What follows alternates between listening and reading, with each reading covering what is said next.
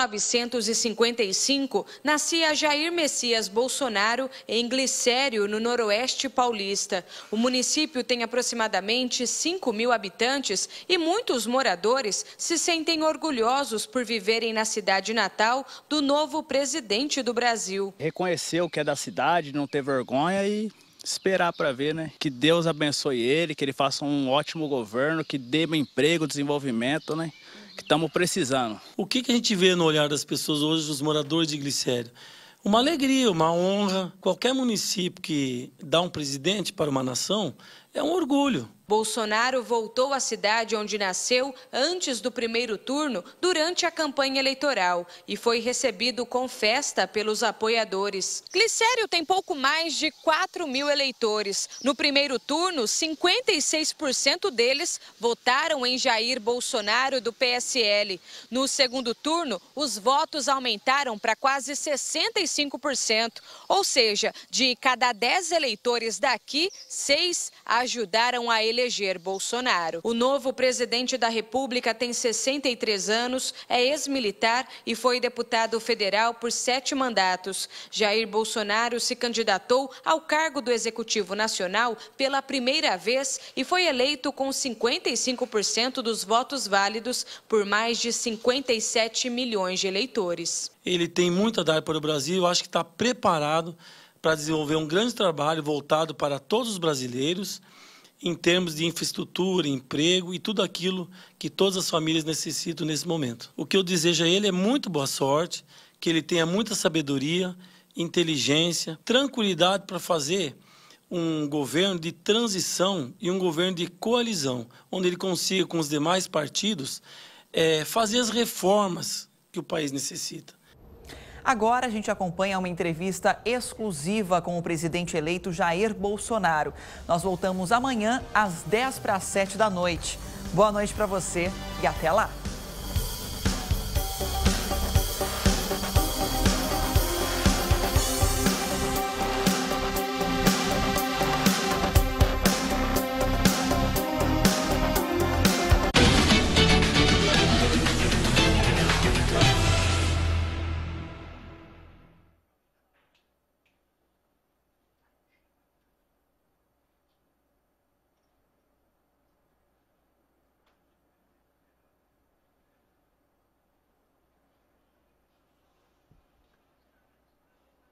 Olá, boa noite para você, boa noite a todos. Como você já se acostumou sempre nesse horário, às 7 da noite, a Record TV abre espaço no seu jornalismo, primeiro para lhe apresentar todos os candidatos à presidência da República nas nossas sabatinas. E agora, também em mais uma oportunidade inédita, uma entrevista exclusiva, a primeira ao vivo com o presidente eleito do Brasil, Jair Messias Bolsonaro. Parabéns pela votação, obrigado por me receber mais uma vez. Boa noite, presidente. Boa noite, eu que agradeço o jornalismo aí isento da Record.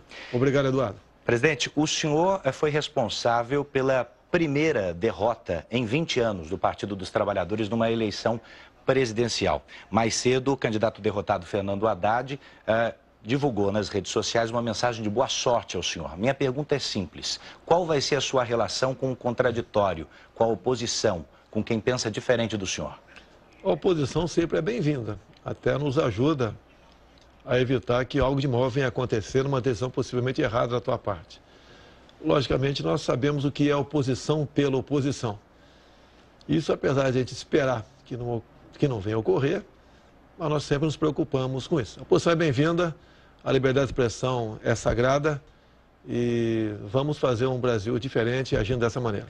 Nessa esteira, é claro que a sua votação foi expressiva, 58 milhões de votos, mas se a gente fizer uma conta rápida e perceber os 45 milhões que foram para o seu adversário e mais aquelas pessoas que foram à urna, mas não escolheram o senhor como opção, brancos, nulos, as próprias abstenções, o senhor tem um recado importante do eleitor também, numa certa descrença na política tradicional. Como é que o senhor pretende conquistar essas pessoas? Bem, nós vamos governar, na verdade, para 208 milhões de pessoas, não apenas quem votou em mim. O Brasil está mergulhado na mais profunda crise ética, moral e econômica. E não vai ser uma pessoa ou um partido que vai tirar o país dessa situação. Precisamos do apoio de todos. Não queremos fazer nada que venha a prejudicar ainda mais quem quer que seja no Brasil. E assim sendo, eu apelo ao entendimento de todos para que nos apoie, dê sugestões e quem esteja, porventura, no parlamento, ajude a aperfeiçoar essas ideias, porque o que está em jogo é o nosso Brasil. Estamos todos, sem exceção, no mesmo barco. Nesse quesito, o senhor tem um parlamento renovado, como há muito não se via, uma renovação histórica tanto na Câmara quanto no Senado. Como conversar com esses novos políticos, muitos deles nunca tiveram uma carreira política antes, sobre a sua pauta para o país? As conversas, na verdade, já começaram. É muito parlamentar novo, vários partidos já veio conversar comigo e tem conversado, porém, também sobre a situação que se encontra o Brasil. Muitos, até de outros partidos, foram eleitos por estarem me apoiando. Quer dizer, o nosso nome ajudou a eleger não só uma grande bancada para o PSL, bem como parlamentares de outros partidos. E semana que vem, sim, estaremos em Brasília e buscaremos, junto ao atual governo, Michel Temer, aprovar alguma coisa no que está em andamento lá, como a reforma da Previdência, se não num todo, né, em parte do que está sendo proposto, porque evitaria problemas para o futuro governo, no caso, seria eu. Então, e também vamos buscar maneiras de evitar novas, ditas pautas bombas, que nós estamos com um déficit monstruoso e não podemos aumentar esse déficit ainda mais para a partir do ano que vem, sob o risco do Brasil entrar em colapso. Não queremos isso daí. Bom, entre as questões que o governo Temer parece ter valiosas, tem o teto de gastos, que está em vigor, que, segundo muitos, engessa, inclusive, investimentos futuros. O senhor é simpático à manutenção do teto como ele está? Olha, seria até dispensável a questão do teto, porque já estamos, nossa economia já está deficitária. Então não adianta você, por exemplo, querer revogar a emenda constitucional do teto, porque você não tem como investir mais no Brasil. O teto, no meu entender, é importante e, se puder ser aperfeiçoado, será bem-vindo. Agora, na verdade, o que nós precisamos é destravar a economia do Brasil. Nós devemos desburocratizar, desregulamentar, buscar maneiras que os investidores, os empreendedores, os patrões, os empresários, os comerciantes tenham meios de empregar gente sem tanta burocracia, porque somente dessa forma você pode movimentar a nossa economia. Outras medidas se farão presentes. Se você, por exemplo, tiver um bom resultado no começo na questão da segurança, por si só a economia é ajudada nesse setor também. No seu discurso ontem, o senhor disse que o Estado precisa dar um passo atrás, precisa diminuir de tamanho. Como o senhor pretende fazer isso? Como olhar para a esplanada dos ministérios a partir do dia 1º de janeiro e realocar, fundir secretarias, diminuir o tamanho do Estado? Você tem que dar o exemplo para você poder cobrar alguma coisa. Hoje em dia, você perguntar para qualquer um do povo, com todo respeito até você, dificilmente você vai dar o nome de 8 ministros. Você não os conhece. E nós queremos, ao diminuir esse tamanho do Estado, evitar o tomar lá da cá, porque há uma pressão muito forte do parlamento para só apoiar o governo agindo dessa maneira. Nós sabemos onde isso vai acabar. Acaba na ineficiência do Estado e na corrupção. E nós não queremos isso daí. Temos conversado com parlamentares, grande parte dos parlamentares são pessoas honestas e não querem continuar agindo dessa maneira via líderes partidários, que muitas vezes agem, na verdade, como líderes sindicais. É essa velha forma de fazer política que eu preguei ao longo de todo o meu trabalho de campanha e queremos implementar agora. Se for possível conversar com líderes, sim. Caso contrário, aquilo que já vimos conversado no passado, conversar e pedir apoio individualmente por parte dos parlamentares. O senhor poderia confirmar aqui que essa vontade sua será também o primeiro ato como presidente, diminuir o número de cargos, corte no número de cargos? Nós vamos diminuir o número de cargos de comissão. Você necessita do comissionado, ele é muito importante. Eu, ao longo de 28 anos de deputado, sempre trabalhei com comissionados em Brasília. Você bem escolhendo, realmente você tem sucesso lá na frente. Então, diminuir o número de ministérios, diminuindo cargos em comissão, a questão do cartão corporativo tem que existir. Mas o que eu falei para o pessoal? Vamos ver a despesa que eles tiveram ao longo dos últimos anos, vamos botar um percentual, 60%, 50% do gasto, você precisa disso aí, mas não vai ser um cartão corporativo completamente aberto e secreto. Isso tem que deixar de existir. Vai ter limite para esse gasto? Tem que ter limite, até para você dar exemplo. A questão de aeronave da Força Aérea Brasileira é a mesma coisa, se for possível. Às vezes você é obrigado, você não tem uma rota para um local que você tem que cumprir uma missão, quer seja um ministro, o próprio presidente da República. Mas sempre que nós pudermos viajar de avião de carreira, é a orientação que eu estou dando. Vamos também levar em conta as viagens anteriores e botar um percentual dessas viagens para que a gente possa, então, governar pelo exemplo. O senhor vai chamar esse controle de gastos mais para perto do presidente, que hoje ele fica um pouco distribuído? Porque quem votou no senhor, eu entendi também, quer que o senhor seja intransigente com qualquer tipo de desvio ético e de gestão. Como compor isso? Como deixar essa cartilha clara e mais próxima do senhor? Olha, os nomes que nós já escolhemos, bem como aqueles que estão em vista, são pessoas extremamente responsáveis. Não precisa um presidente ficar em cima, por exemplo, do Paulo Guedes, ou do Onyx Lorenzoni, ou do general Heleno. Eles são responsáveis, são pessoas maduras, que têm uma história muito bonita de vida profissional, moral e ética. Você não precisa disso daí. Então, eu acho que apenas a decisão governamental nesse sentido, eles a cumprirão e também, assim como o presidente, vão fazer o seu trabalho pelo exemplo. O senhor citou alguns dos já confirmados. Tem alguém para avançar aqui, aproveitando que a gente está ao vivo? Está quase confirmado aí o coronel da Aeronáutica, o Marcos Pontes, que seria o ministro da Ciência e Tecnologia. O que falta para confirmar? Mas um pequeno detalhe, porque o que acontece? Duro é você confirmar o nome, né, e depois na frente mudar. Pelo que tudo indica, o Marcos Pontes será confirmado brevemente, seria então nossa quarta pessoa confirmada no Ministério. O senhor diria que estão desautorizadas outras nomeações ou outros nomes que têm surgido ao longo dos dias que não venham da sua boca? Eu tenho visto os jornais, né? E realmente tem aparecido um nome aí que eu nunca vi na vida, tá? Nunca conversou comigo, como alguns conversaram comigo e de repente, quando saiu da minha casa, se lançavam. Esse já pode se considerar fora do governo, até porque, se tivesse ouvido mesmo qualquer conversa nesse sentido, seria reservado e não poderia estar falando aí fora para quem quer que seja. O senhor pretende mesmo indicar o juiz Sérgio Moro como ministro do Supremo? Bem, agora, como acabou o período eleitoral, se tivesse falado isso lá atrás, soaria oportunismo da minha parte, né? Eu pretendo sim, não só para o Supremo, quem sabe até para o Ministério da Justiça. Pretendo conversar com ele, saber se há interesse dele nesse sentido também. Pretendo conversar brevemente com ele e se houver interesse da parte dele, com toda certeza ele será uma pessoa de extrema importância num governo como o nosso. Num passado não muito distante, o senhor falou também sobre a possibilidade de aumentar o número de vagas no Supremo Tribunal Federal e, de certa maneira, questionou a isenção dos que ali estavam. Isso ficou no passado? Ficou no passado. Você tem que ver o contexto, o momento.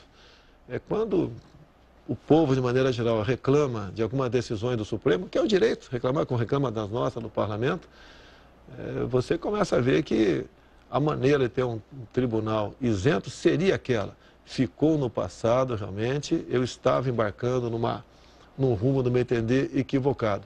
Há poucos dias não, agora domingo, conversei ali com o Dias Toffoli, chegando a Brasília, conversarei com o presidente do Supremo e eu tenho certeza que teremos uma convivência extremamente harmônica. E disse mais para ele, que não é o executivo que vai fazer, não, vamos fazer juntamente com o judiciário. Todos nós somos responsáveis pelo futuro da nossa nação. Alguns analistas têm entendido que o Supremo terá uma participação, uma importância, de fato, nos próximos anos na garantia dos direitos das minorias. O senhor que no passado chegou a falar que as minorias deviam se curvar às maiorias, vai governar também para as minorias? Eu queria saber que me definisse o que é minoria. Quais direitos de tal minoria? Nós somos iguais, não tem diferença minha para você. Não interessa essa cor da pele, opção sexual, região que você nasceu, gênero, somos iguais, como está no próprio artigo 5º na Constituição. Nós não podemos pegar certas minorias, tá certo? E achar que tem superpoderes que são diferentes dos demais. Eu acho que nós conseguimos a igualdade para todo mundo, todos se sentirão satisfeitos. O senhor recebeu uma bateria de telefonemas desde ontem, eu acho que eram 7h17 da noite, quando o senhor foi confirmado de fato eleito. Acho que a primeira ligação foi do presidente da Colômbia. Sim. Como é que foram essas conversas? Todas as conversas foram protocolares. Recebi também do Uruguai, da Argentina, do Chile, de Israel, da Espanha, do Trump também. Foram conversas todas protocolares. Obviamente, eu estou muito feliz porque, apesar de protocolares, houve uma certa demonstração que nós podemos caminhar juntos com esses países para o bem dos nossos povos. Paulo Guedes, seu principal assessor econômico, futuro ministro, disse ontem que Mercosul não é prioridade. O senhor concorda com ele? Qual é o seu aceno para os nossos irmãos de fronteira? Paulo Guedes foi até além, né? Está vendo como tem algo em comum com o presidente? Porque ele se soltou. E eu vejo que ele é uma pessoa que tem no peito essa vontade de fazer pelo Brasil, não ficar no politicamente correto. O Mercosul tem sua importância, sim, mas está super valorizado, no meu entender. Foi muito bem gestado lá atrás, depois, no governo do PT, a questão ideológica passou a falar mais alto. Então, o Paulo Guedes foi muito bem nesse sentido, ninguém quer implodir o Mercosul, mas nós queremos dar a devida estatura para ele. Até, sem citar país aqui, para não criarmos problemas, já que eu sou o presidente eleito, né? Teve país que burlava a questão de fazer comércio, outros, né?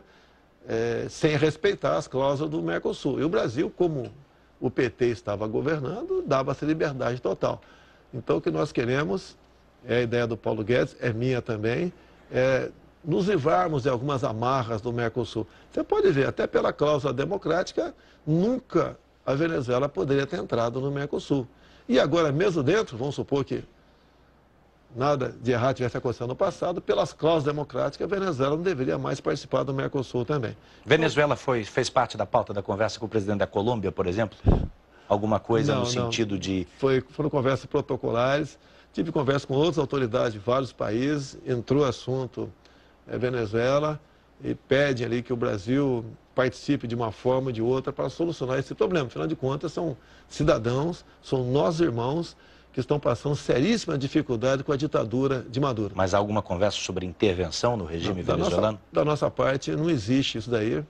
O Brasil sempre vai buscar a via pacífica para resolver esses problemas. Se nós tivéssemos feito a lição de casa, lá no governo do PT lá atrás, mas sabíamos que o PT não faria essa lição de casa, eu acho que a questão Venezuela poderia ter sido resolvida já. Mas o PT sempre admirou o governo Chávez e depois de Maduro, de modo que chegamos numa situação agora onde os mais pobres estão sofrendo e muito, fugindo a pé para o Brasil, depois de não ter sequer mais o que comer em seu país. E a conversa com o presidente Donald Trump? Ele mesmo publicou no Twitter que, além das congratulações, falou-se em comércio bilateral e relação com as Forças Armadas. O que mais teve nessa conversa?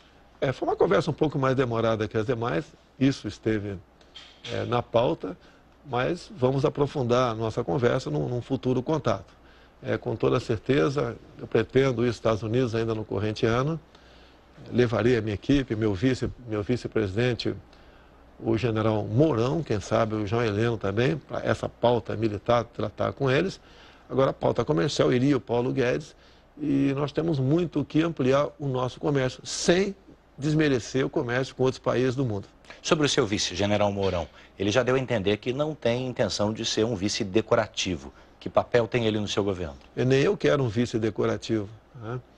Que eu tenho que falar para ele é que eu não sou capitão nem ele é general, nós somos soldados do Brasil. Ele é uma pessoa que integrou o alto comando do Exército, extremamente gabaritada, qualificada, tem uma bagagem cultural muito grande, apenas faltava para ele a malícia para conversar com a imprensa. Então, a forma como ele conversava, a imprensa, de forma maldosa, levou para o outro lado, de modo que transpareceu que tinha algum atrito com ele. Nem um atrito com o general Mourão. Ele é um grande amigo, um grande companheiro, um grande patriota, que, mais do que vice, será um conselheiro nosso de primeira hora e a qualquer momento. E o povo brasileiro pode ter certeza, tem um vice ao teu lado que quer o bem do seu país. Me deixa falar da imprensa então um pouco, presidente. O senhor, no seu discurso ontem, primeiro na internet, fez crítica à grande mídia. Depois, quando o senhor falou na transmissão às televisões, o senhor disse que o brasileiro será a sua testemunha de que esse governo vai respeitar a democracia, a Constituição e a liberdade. Minha pergunta é simples. Liberdade de expressão tem limite para o senhor? Olha, quem vai impor o limite é o leitor, né? Tem certos órgãos de imprensa que caíram em descrédito por ocasião das eleições, sem citar nome aqui. Por si só, estão perdendo assinantes, ou perdem telespectadores. Então, quem vai limitar isso vai ser realmente o cidadão na ponta da linha. E foi dado um grande recado para essas mídias que ousaram tomar partido político. Então o controle para o senhor é o controle remoto? É o controle remoto, nada mais além disso. Inclusive nós não queremos a propaganda, a nossa TV oficial, a ideia nossa privatizar ou extinguir, não podemos gastar mais de 1 bilhão por ano com uma empresa que tem traço de audiência. Nós preferimos confiar na mídia tradicional quando o governo quiser fazer os seus anúncios que tem que fazer, porque tem certos programas que nós só podemos atingir com o apoio da grande mídia. Presidente, o que o senhor espera encontrar no Palácio do Planalto? O senhor já disse que a transição já começou oficialmente, provavelmente semana que vem. Quem publica em Diário Oficial é o presidente Temer. Mas os dados que já estão chegando, da administração direta, logo chega da indireta também, lhe dão que tipo de sinais? Alguns dados são estarrecedores, né? Quantidade de funcionários de algumas estatais, certas despesas, certas estatais que são deficitárias, serve apenas como cabide de desemprego. Nós não vamos fazer nenhuma maldade com o servidor público e nem vamos simplesmente desfazer desse nosso capital sem muita responsabilidade. Eu tenho certeza que todos do mercado e até do povo ficará satisfeito positivamente da forma como trataremos essas questões inerentes ao governo federal. E como é que o senhor espera que sejam os 2 últimos meses do governo Michel Temer? Olha, depender de mim, da mais perfeita harmonia. O telefonema que recebi do Michel Temer, ele estava muito solto, tranquilo, me parabenizou, eu senti na voz dele que ele estava tranquilo. Pretendo que a semana que vem ser a primeira pessoa a procurar para agradecer pessoalmente os votos de boa sorte. E tenho certeza que eu conheço quase todo mundo do governo dele, né? Porque, afinal de contas, estou 28 anos em Brasília. Eu acho que essa transição será bastante tranquila e será feita com muita responsabilidade, pode ter certeza. O senhor abriu essa entrevista falando do respeito à oposição, que a oposição pode muitas vezes até ajudar. Queria falar um pouco sobre as forças dentro do Congresso Nacional. O seu partido, o PSL, teve o número de cadeiras sextuplicado, né? Quer dizer, 6 vezes, pelo menos. Com a cláusula de barreira, isso pode aumentar. Mas para aprovar a reforma, o senhor vai precisar conversar com o PSDB e com o MDB, pelo menos. Como vai ser essa busca pela governabilidade, inclusive com a oposição? É que eu tenho falado, né? A questão da mesa diretora. Geralmente o presidente não se mete nessa questão, porque senão ele ganha inimigos eternos lá dentro. O que eu tenho falado para a minha bancada é que eu gostaria que nós não lutássemos pela presidência da Câmara. Oferecesse para um outro partido ali, não tem mais partido grande no momento, né? E assim fosse a distribuição dos demais cargos da mesa diretora. Seria um início, né, um gesto de humildade da nossa parte, que nós queremos que todos participem do governo. Mas alguns dos recém-chegados do seu partido ao Congresso Nacional têm essa sede, essa vontade já de buscar lideranças. Como vai ser essa desmobilização de ânimos agora? O que eu entendo é que, pela minha experiência de parlamento, as vagas da mesa devem ser ocupadas por quem já tem um mandato. O meu partido, se não me engano, dos 52, são 46 novos. Não deixa de ser pessoas competentes. Mas eles têm que entender que, pela governabilidade, seria bom nós aqui diversificarmos entre os partidos os cargos da mesa diretora. É simples, assim como o senhor pregou durante toda a campanha, fazer política com o Congresso sem oferecer algo em troca?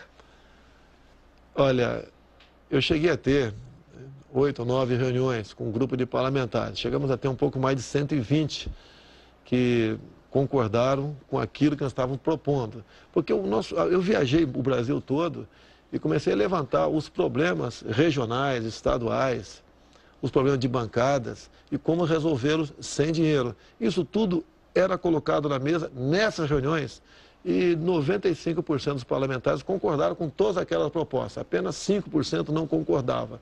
E assim sendo, a gente pretende botar um pacotão de medidas que vai atender o agronegócio, a agricultura familiar, vai atender a segurança jurídica que o homem do campo precisa, atende a questão da segurança pública para que nós possamos exercer de fato o legítimo direito à defesa, atende as Forças Armadas, quando se fala em retaguarda jurídica, atende os nossos policiais civis, militares, federais. Então, esse pacotão de medida, todos se beneficiam. E uma vez todos se beneficiando, o Brasil fica melhor para todo mundo. O que eu tenho colocado na cabeça dessas pessoas, e eles concordam, eles têm também dado muitas muitos conselhos para mim que são muito bem-vindos, é que o Brasil estando bem, nós estaremos bem. E não um partido, um político estando bem, é que o Brasil estará melhor. Pelo que eu estou entendendo, o senhor quer levar os votos, os 58 milhões, para a mesa de negociação quando for falar com esses parlamentares, para chamá-los para essa conduta. Mas, por exemplo, só para cristalizar, o senhor é favorável à manutenção do atual presidente da Câmara no cargo, então à recondução? Não, eu não posso falar que eu sou... Tem vários nomes ali, né? Eu vi o João Campos, por exemplo, de Goiás, já se lançou candidato, o Alceu Moreira do Rio Grande do Sul, o Jacoba, que faz parte da mesa, entre outros que vão aparecer. Um presidente não pode entrar nessa briga. O que eu tenho dito ao meu partido, que gostaria que houvesse uma compreensão, o PSL ocupasse uma função na mesa, não a função de presidente da mesa. Isso eu falei que eu gostaria, então o tempo verbal não é afirmativo aqui, para que nós possamos realmente ter mais gente responsável pelo futuro, pela condução das propostas que queremos aprovar no parlamento. Eu vi que o senhor respondeu a mensagem que recebeu do candidato derrotado Fernando Haddad. Em relação aos outros postulantes à presidência, o senhor pretende procurar também Ciro, Marina, Alckmin? Eu converso com eles, né? Apesar da campanha de um e de outro ser bastante agressiva, e não foi agressiva de forma construtiva, né? Foi para tentar a minha desconstrução. Eu relevo isso tudo e estou pronto a conversar com qualquer um deles. O presidencialismo de coalizão, como é chamado, ele parece ter se transformado, e a gente falava disso agora, no presidencialismo de cooptação ou de corrupção. O senhor acredita que a lua de mel, que dizem que sua com o Congresso será mais curta, será suficiente para dar o tom dessa conversa? Olha, eu tenho 28 anos de parlamento, me dou bem com 95% dos parlamentares. Eles acreditam em mim. Eles têm consciência do que foi essa campanha, né? Como é que nós, do nada, chegamos lá. Quem não queria estar na minha situação, uma vez sendo político? Então, em parte, esse exemplo, muitos querem seguir. Entendo que os mais novos querem seguir este caminho. Eu costumo fazer até uma brincadeira, né? Todos nós queremos conversar com o Sérgio Moro um dia, mas não em Curitiba. Eu acho que isso calou e vem calando na consciência dos parlamentares. Se bem que eu ouso dizer que a maioria são pessoas honestas, são decentes e querem o bem do Brasil. Mas, muitas vezes, se acomodam com os líderes que não estão muito bem intencionados.